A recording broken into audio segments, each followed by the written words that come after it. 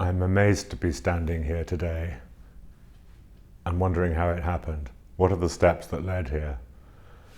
I don't remember my first steps, nor my first notes on the piano, sitting next to my father. He says now that after he showed me a few tunes, I quickly pushed him off the piano stool. But what I do remember is feeling there was something hidden in the sounds, a garden, a building, mine to look for. I told myself I was too busy with homework and television to find this secret place. But one day something changed. Everything changed. I was on the sofa in our playroom watching TV with my brother. We'd probably been there for over an hour.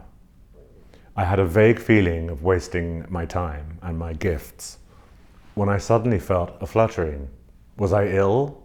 A heart attack? I ran to my mother saying there was something wrong with my heart. There wasn't. Over 10 years later, it happened again, in the middle of writing an orchestral piece, Asila. I went to hospital and learned about panic attacks. Even before that, I sensed this feeling was caused by an obstacle, like a knot in my path, which I could only remove by untying it. It was a tangle of sounds, so dense that it was every sound in a single moment. I soon found that these were pieces of music waiting to be untangled. I started to unravel them by making pieces of music. I learnt then that others also heard them as music and might be as affected by it as I was. At the same time, I discovered the power of music, as great as nature, the greatest of all powers. A power I suddenly found in music of the past, in Beethoven, Sibelius, Janacek, Stravinsky, Messiaen, Kate Bush. I came to find that composing, necessary to my physical survival, as I thought it was, could also give me access to this power. It became my one purpose in life to do whatever I could to release that power into the world. But how? I played obsessively the masters of the past to learn their secrets.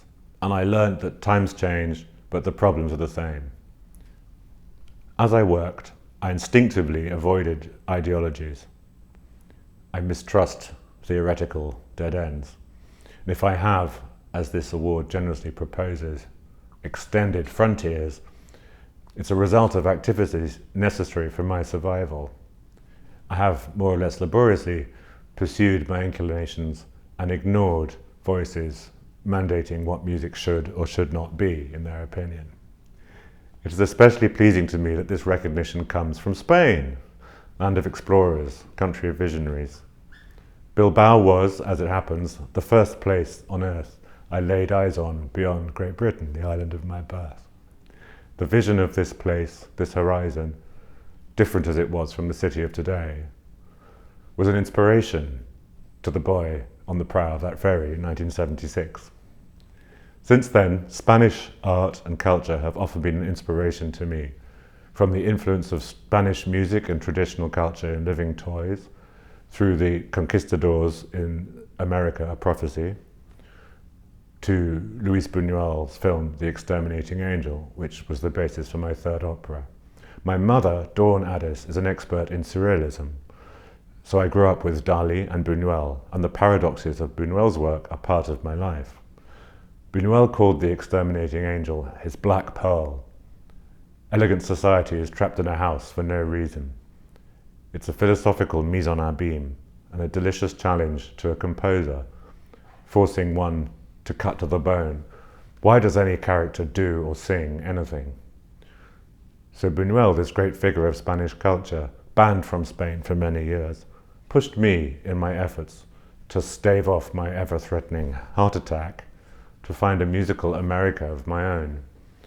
A new world guided by temperament, but also by something beyond me. I'm grateful to that mysterious force, to the freedom, but also to the compulsion it has given me, and to the BBVA Foundation for allowing me to continue on my path.